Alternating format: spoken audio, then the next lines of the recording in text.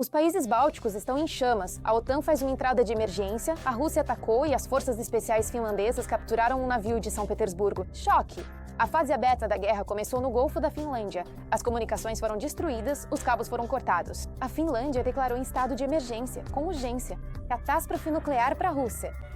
Um submarino ocidental afundou um navio russo ultra-secreto com armas nucleares. O comboio militar russo não conseguiu impedir o ataque. Os russos estão em pânico terrível com isso, mas finalmente uma ajuda incrível para a Ucrânia na guerra. Moscou está um inferno. As forças armadas da Ucrânia tomaram o Kremlin pelo pescoço. A capital da Federação Russa se transformou em um deserto gelado. Essa catástrofe é uma paralisia total no covil do inimigo. Choque! Um míssil assassino ucraniano já está sobre o Kremlin. Hora da vingança. Exército russo derrete. Pilha de mortos Kupiansk Kherson. Maidan, transformar inferno. Choque! O ano novo começou com a execução dos ocupantes. Falaremos mais sobre isso adiante nesta edição. Ponto quente. Alarme nos países bálticos. O Golfo da Finlândia sob ataque. A Finlândia declarou emergência. Um navio de São Petersburgo foi taiado. Europa isolada, segundo Zato. Putin deu-se não rende. Um plano que o Kremlin manteve em segredo posto em prática. Todos os detalhes. Onier. Sabotagem em alto mar. Em 31 de dezembro, a polícia finlandesa deteve o navio Fitchburg, que viajava de São Petersburgo para Haifa, em Israel, sob suspeita de danificar um cabo submarino de telecomunicações que liga Helsinki à Estônia, atravessando o Golfo da Finlândia. Se o objetivo desse navio era realmente transportar carga do Mediterrâneo a partir de São Petersburgo, isso ainda é uma grande dúvida. Como acontece em muitos casos com os navios da chamada Frota Sombria Russa. Sob diferentes bandeiras, chamados de russos, porque quando você começa a investigar, primeiro descobre que eles estão sob sanções e, em segundo lugar, assim que começam a investigar, de repente hasteiam a bandeira russa e se registram no registro russo. Segundo relatos da mídia, foram presos 14 membros da tripulação da Rússia, Geórgia, Azerbaijão e Cazaquistão. Os detidos começaram a ser interrogados na noite de 31 de dezembro. Em primeiro lugar, era preciso reunir informações, porque afinal isso está aumentando cada vez mais. Há críticas dos países da União Europeia sobre a falta de uma reação firme aos incidentes que acontecem constantemente. Se fosse um caso isolado e nada parecido tivesse se repetido, poderíamos dizer, infelizmente aconteceu, mas não vai se repetir. E tudo mais. A polícia declarou que está investigando a violação do funcionamento dos sistemas de telecomunicações em circunstâncias agravantes, bem como sabotagem e tentativa de sabotagem em circunstâncias agravantes. Existem dois conceitos diferentes no direito marítimo internacional. Um deles é o regime das águas marítimas. O segundo conceito é o regime do leito marina. São as chamadas zonas econômicas exclusivas. Pois bem, nas zonas econômicas exclusivas, tudo que está no fundo e sob o fundo do mar é propriedade do Estado costeiro. Qualquer ação ilegal está sujeita a um processo criminal legal e pode resultar em graves consequências legais. As autoridades finlandesas também iniciaram uma investigação subaquática na área onde o cabo foi danificado. A gente entende a geografia, que tanto a Finlândia quanto a Suécia e a Noruega, que não fazem parte da UE, são 3 países que na prática estão isolados do resto da Europa, porque por terra só conseguem chegar à Europa continental passando pelo território da Rússia. E quando, de forma sistemática, cabos que garantem a conexão entre o norte da Europa e o continente europeu são cortados, isso é um problema. E isso é algo que pode ser feito se você está se preparando para um ataque ao norte da Europa. O Escritório Nacional de Investigação da Finlândia declarou que o incidente atual tem circunstâncias comuns e distintas em relação a casos anteriores. Danos à infraestrutura subaquática. No Golfo da Finlândia. Eu acho que já passou da hora da União Europeia mudar. Os protocolos de conduta no Mar Báltico, tanto em relação aos petroleiros da Frota Fantasma, quanto aos incidentes de corte de cabos, porque isso não é um acidente, é uma linha de ação deliberada, e, consequentemente, é preciso combater isso. E quando você não combate isso, acaba tendo repetição. Na manhã da última quarta-feira, véspera de Ano Novo de 2026, a operadora finlandesa de telecomunicações Elisa descobriu uma falha em seu cabo e a reportou às autoridades finlandesas. A empresa também afirmou que os danos não afetaram o funcionamento dos serviços de forma alguma e que todos eles foram redirecionados. A doutrina Gerasimov, a doutrina da guerra híbrida do general Gerasimov, proclamada ainda em 2007, ou melhor, formulada, ganhou corpo real de ações justamente no período após 2014 e, paralelamente à invasão em larga escala da Ucrânia. Ações da Rússia contra países europeus. Os russos estão travando uma guerra híbrida contra a Europa. Vale ressaltar que há um ano já houve um incidente semelhante com danos aos cabos submarinos de comunicação entre a Finlândia e a Estônia. Choque! Uma embarcação ultra-secreta da Rússia chocou a mídia mundial. Um cargueiro que transportava equipamento nuclear explodiu. Não foi coincidência.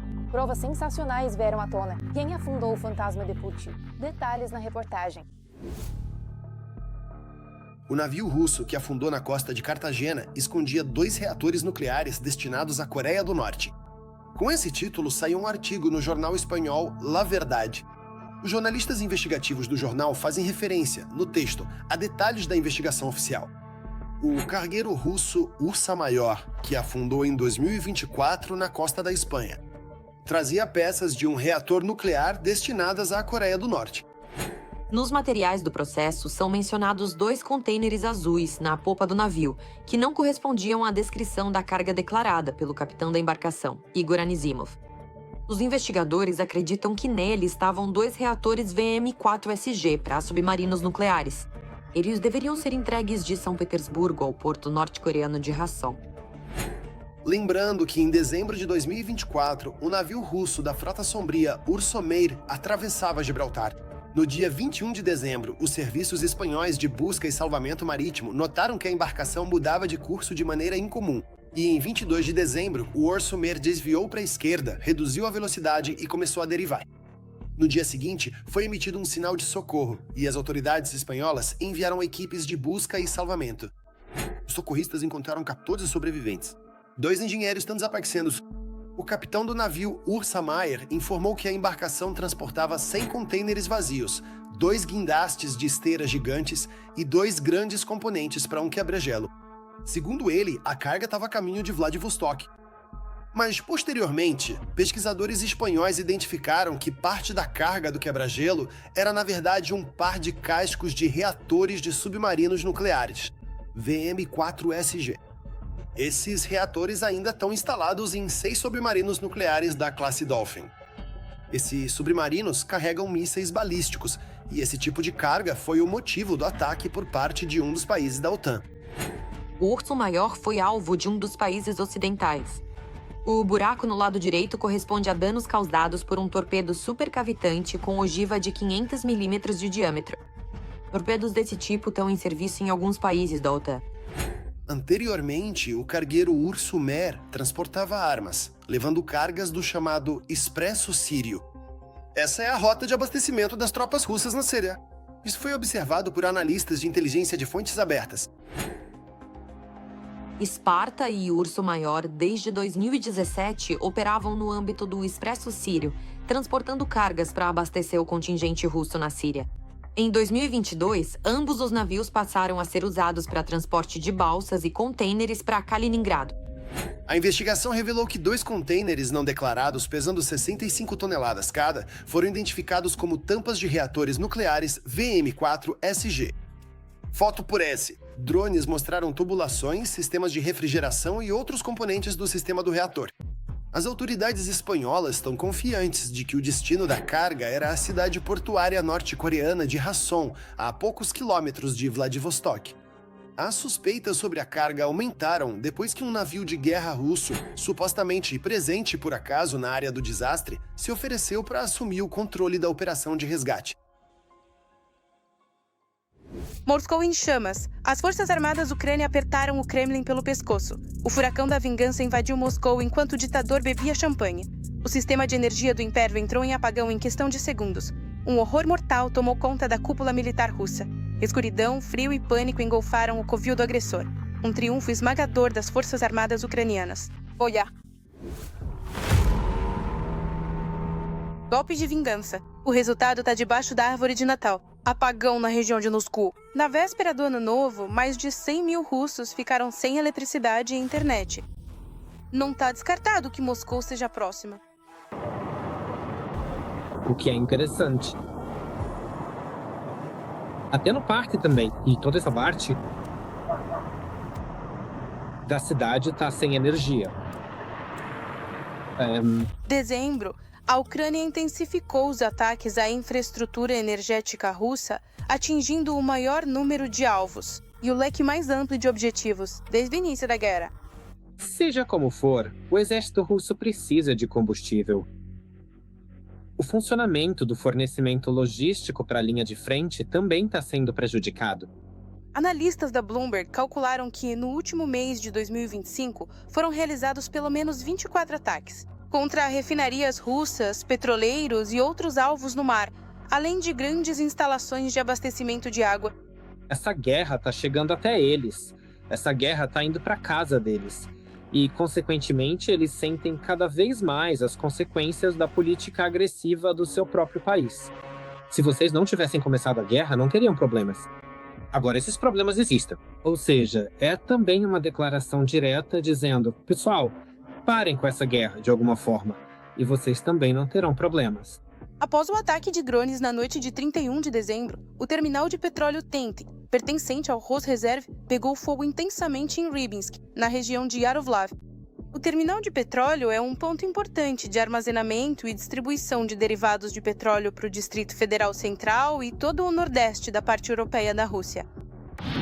Um drone no reservatório ou um drone no campo? Em primeiro lugar, é preciso entender que quando ocorre uma guerra de desgaste, War of Attrition, e cada vez mais a guerra que a Rússia iniciou contra a Ucrânia está tomando essa forma, essa guerra de desgaste é uma guerra de economia.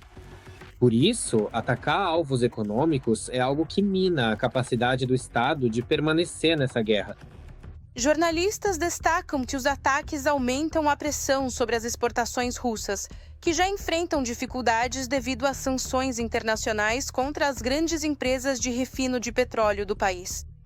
A política de apaziguamento do agressor nunca trouxe resultados na história mundial. E ela é equivocada. Mas Putin contava que Trump faria isso. E assim que Putin viu que durante o encontro entre Zelensky e Trump disse que não havia nenhum prazo, Putin esperava que, nessa reunião, Trump dissesse: pronto, hoje você fecha o acordo. Hoje você assina que Donbás vai para a Rússia. Zelensky não fez isso. E Putin imediatamente inventa a história dos ataques à sua residência. Embora Moscou ainda exporte volumes significativos de petróleo, o fluxo de petrodólares, principal fonte de financiamento da guerra, está diminuindo. E por isso a Rússia está tomando algumas medidas não convencionais, porque eles entendem que se agora não direcionarem a situação para onde precisam, talvez nem consigam continuar a guerra.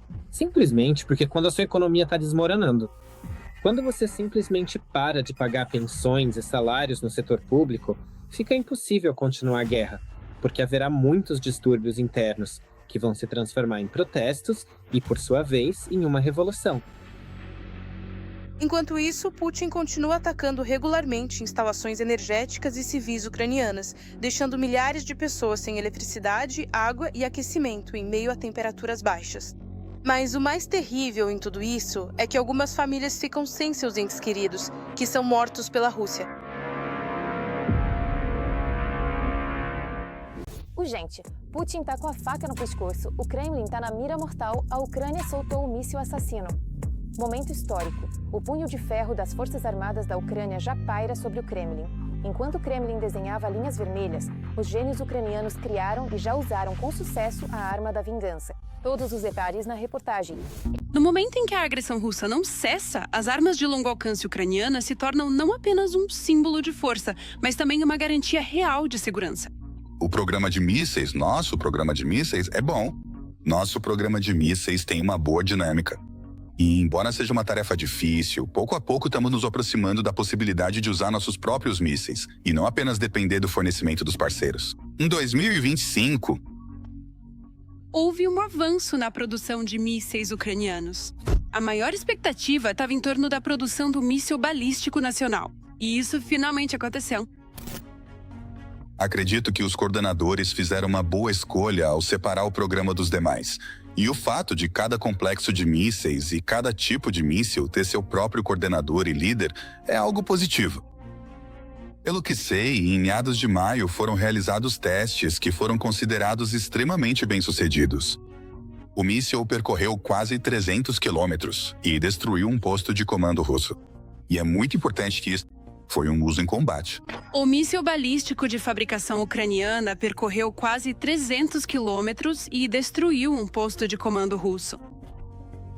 A ogiva desse míssil pesa mais de 400 quilos, e isso é um arsenal muito poderoso. Para comparar, o novo míssil balístico americano tem apenas 91 quilos. Dá para ver que teremos uma arma poderosa. Espero que a gente continue avançando. O presidente Volodymyr Zelensky já disse várias vezes que o míssil balístico ucraniano está quase pronto. Também dei a ordem de imprensa. Eu determinei um financiamento separado para o nosso programa ucraniano de mísseis balísticos, para acelerar a produção dos mísseis. A produção de mísseis. Uma das versões que circulam na internet diz que as Forças Armadas da Ucrânia já há um ano vêm atacando alvos inimigos com mísseis balísticos. Afinal, muitos especialistas e analistas, de tempos em tempos, não conseguiam identificar qual arma havia destruído o alvo inimigo. Os primeiros resultados positivos foram anunciados pelo presidente, creio eu, em algum momento entre julho e agosto do ano passado. E desde então houve várias ocasiões em que... Desligado. Ataques contra a Rússia. Acredita-se, e supostamente, que mísseis balísticos ucranianos tenham participado desses recentes ataques contra a Rússia em seu território.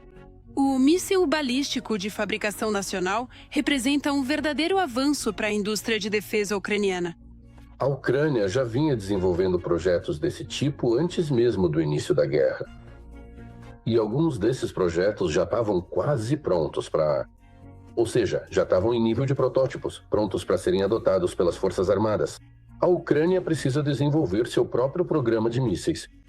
E foi justamente nesse programa de mísseis que, de fato, isso aconteceu, em 2023. Nesse programa de mísseis, todos os projetos que estavam em um estágio mais ou menos avançado, prontos ou quase prontos, foram retomados e utilizados para desenvolver um míssil balístico ucraniano próprio.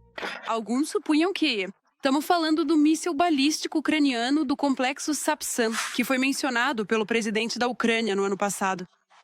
Em nenhum lugar é dito que tipo de míssil é esse, como ele será chamado ou quais são suas características exatas. Na verdade, o que foi modernizado foram mais os componentes internos do que os externos. E agora foram criadas todas as estruturas organizacionais necessárias. E estruturas de gestão para que o projeto possa avançar ativamente. Após um teste bem sucedido, o complexo ucraniano de mísseis balísticos táticos deve entrar em produção em série. A opção ideal seria um míssil com alcance de cerca de 700 quilômetros. E com uma ogiva de combate. Com um bom sistema de guiagem, garantindo alta precisão dos mísseis. De pelo menos 200 quilos. Ou se for mais, naturalmente, melhor ainda. Isso nos permitiria realizar ataques sérios contra todo o complexo militar industrial do inimigo. Um míssil com alcance de 300 quilômetros e ogiva de 400 quilos, como declarado nas especificações desse míssil. Vai nos permitir destruir alvos em profundidade tático-operacional. Isso também é muito bom, porque praticamente todo o comando das tropas, toda a logística militar, todos os depósitos estão nessa zona. A Ucrânia tenta desenvolver um míssil balístico há 30 anos.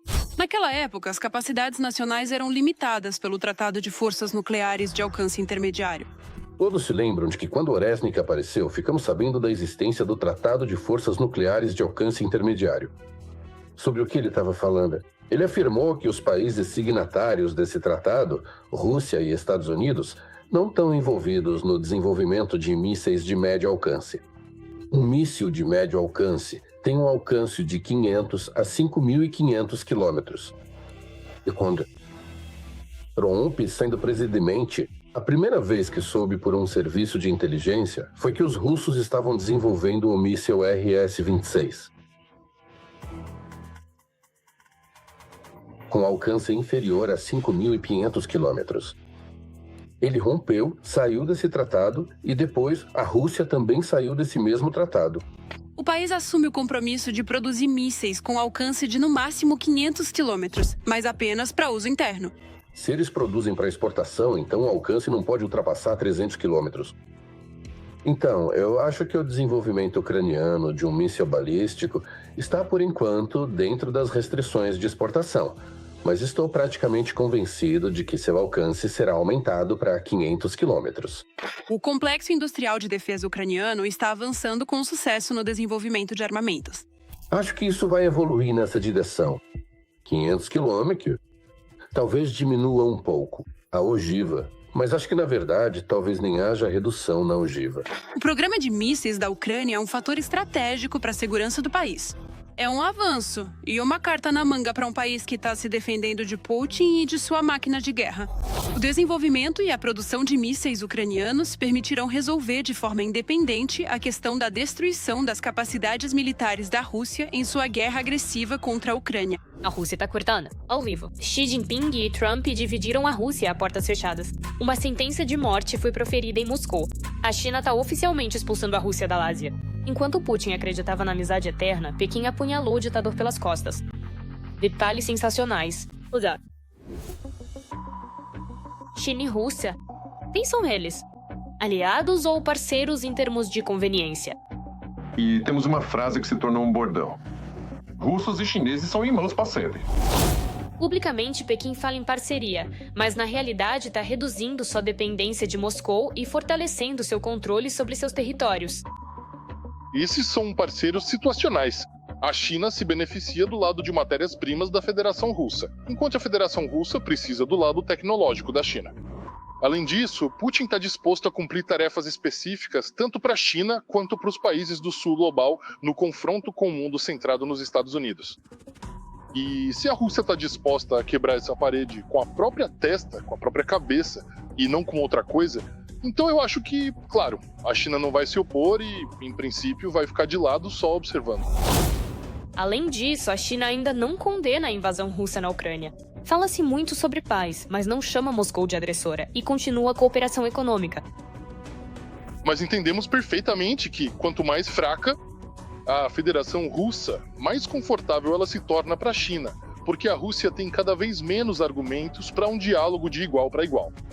Por isso, tudo que está acontecendo agora segue esse estilo confucionista, se quiser, quando a China está disposta a esperar. E tudo que está acontecendo, de modo geral, dentro do planejamento estratégico e dos interesses estratégicos da China. Mas o que os VOA pensam sobre isso? Vocês gostariam que a China pressionasse a Rússia para acabar com a guerra? Eu gostaria que a China nos ajudasse na questão com a Rússia. Nós impusemos sanções muito sérias contra a Rússia. Acho que as sanções realmente estão doendo. Elas são muito rígidas. Mas eu gostaria que a China nos ajudasse. Eu, como vocês sabem, tenho um relacionamento muito bom com o presidente Xi. De verdade, é um bom relacionamento. Então, será que por causa disso, os VOA querem impressionar a China nessa questão? Isso não é menos importante. Afinal, a próxima reunião dos chefes de Estado pode acontecer já no início do próximo ano. Não, essa não é a questão.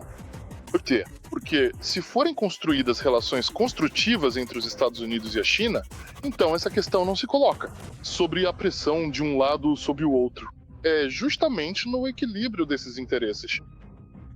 Entre a poderosa China e os grandes Estados Unidos da América está a chave fundamental para exercer essa pressão significativa sobre a Federação Russa, de forma decisiva. Persuadir a China a ajudar a resolver a guerra nem sequer a tarefa do EUA, mas curiosamente da Ucrânia. E esse processo já começou. Onde está Kyslytsya, a primeira vice-ministra das Relações Exteriores da Ucrânia agora? Na Suna. E hoje mesmo eles postaram uma foto conjunta com o embaixador dos Estados Unidos na China. Ou seja, com grande probabilidade, agora os meetings ucranianos, os diplomatas ucranianos, vão começar a estabelecer relações com a China através dos Estados Unidos da América. Um momento emblemático para as economias. Na China, a demanda por petróleo está caindo, o que faz com que os preços fiquem abaixo do nível confortável para o orçamento russo. Pequim não está tentando sustentar o mercado por causa de Moscou. Ela age exclusivamente em seu próprio interesse. Agora a China está cada vez mais assumindo na prática o controle total e praticamente monopolista sobre a Federação Russa. Lentamente, mas com firmeza. Porque uma coisa é impor certas decisões políticas, e outra coisa é quando a Federação Russa está completamente e inteiramente, principalmente seu complexo militar industrial, dependente da China. De chips, de equipamentos e assim por diante. Por isso, na verdade, ao absorver a economia russa, a China acaba absorvendo totalmente a própria Rússia. Paralelamente, a China está fortalecendo sua influência na Ásia Central. Investimento, transporte, energia, tudo isso está expulsando a Rússia da região, que o Kremlin considerou sua por décadas. A Federação Russa já não tem mais como escapar da China. Já possui o status de parceiro júnior, e a China já pode dialogar com a Federação Russa em termos de força.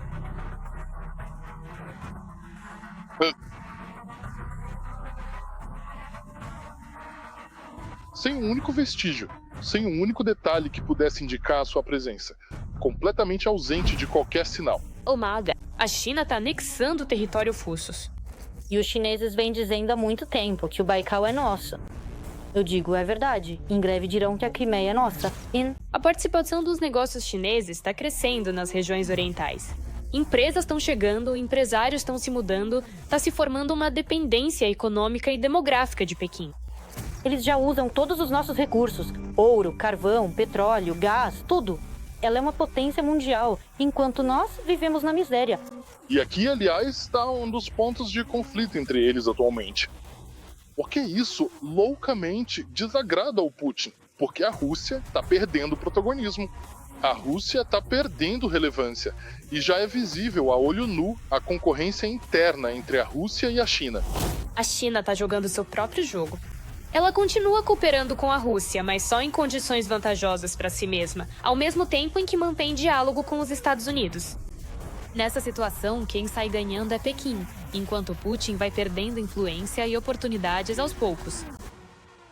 O exército russo está derretendo diante dos nossos olhos. O ano novo começou para o Kremlin com um silêncio sepulcral. Enquanto a propaganda se afoga em mentiras, na linha de frente está acontecendo uma eliminação total. Os primeiros ataques já foram certeiros.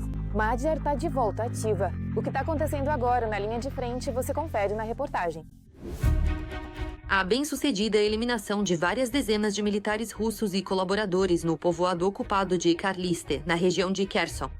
Na noite de Ano Novo, drones atacaram uma base de lazer na costa do Mar Negro, onde, ao redor da árvore de Natal, com o Papai Noel e a Snegorotka, se reuniram os ocupantes russos e seus cúmplices. Os drones aparentemente pairavam em algum lugar sobre o mar, e o primeiro drone de reconhecimento, que se aproximou mais, os guiou diretamente ao alvo, poucos minutos antes da meia-noite, das bandalanas. Esse foi o primeiro drone, depois o segundo e o terceiro. O mais importante é que isso mostra que isso é para nós. Foi planejada uma ação assim, seja para intimidar, seja para sabotar as negociações. Era um drone com um projétil explosivo incendiário, que causou esse incêndio que não conseguiram apagar até quase 6 horas da manhã. E não conseguiram se aproximar para ajudar quem ficou lá dentro. Mas, no geral, todos que não conseguiram sair, havia mais de 100 pessoas no café. Os ocupantes reconheceram pelo menos 27 pessoas como mortas. Mais tarde, foi informado sobre a identificação de mais 13 corpos. O número exato de feridos pelo ataque, naturalmente, o traidor da Ucrânia, Saldo, não revela. E por mais que os representantes da Rússia tentem encenar um ato terrorista, as testemunhas apontam o contrário. Já havia poucos moradores locais no pequeno vilarejo antes da invasão, especialmente no inverno. Os russos fecharam o acesso ao território de Karli ainda em 2022. Os militares se instalaram nas casas de veraneio e toda a costa se transformou em um grande campo de treinamento. Quem poderia estar nesse café durante o toque de recolher? Os moradores locais não poderiam estar lá. Praticamente não restou nenhum jovem local ali. Todos foram embora. Os idosos aposentados não tinham o que fazer nesse café. Lá estavam militares, recebendo certificados, prêmios e podiam estar presentes membros de suas famílias. No geral, a maioria dos necrologias e postagens atuais de Karlov são sobre colaboradores e traidores mortos. Alguns deles são carrascos e sádicos. Enquanto isso, segundo analistas do Deep State, os russos avançaram na região de Seversk, especificamente nas localidades de Resnikovka, Pretekno e Dorozhniaki. O chefe das forças de sistemas de drones, Robert Brovdi, Magyar, informou no primeiro dia do ano novo os ocupantes avançaram lenta, principalmente em pequenos grupos. Os operadores ucranianos de drones conseguiram atingir 1.105 alvos únicos do inimigo. Na direção de Kupiansk, que os russos ainda não conseguiram capturar, eles estão usando a tática da terra arrasada. De acordo com os militares das forças de defesa, o exército russo bombardeou as posições o dia inteiro com todos os tipos de artilharia. Ainda não foi possível limpar completamente a cidade dos ocupantes que conseguiram se infiltrar. Enquanto isso, em 2026, o exército russo continua lutando contra a infraestrutura civil. O zoológico de Kharkiv foi atingido por ataques de drones. Uma loja de artigos para casa em Zaporizhia, assim como prédios residenciais de vários andares localizados nessas cidades. Durante o dia 2 de janeiro, os ocupantes atacaram o distrito de Kiev em Kharkiv com mísseis balísticos, atingindo um prédio residencial. Pelo menos 2 dezenas de pessoas ficaram feridas. É isso por hoje. Para mais notícias quentes do fronte, assista à próxima edição.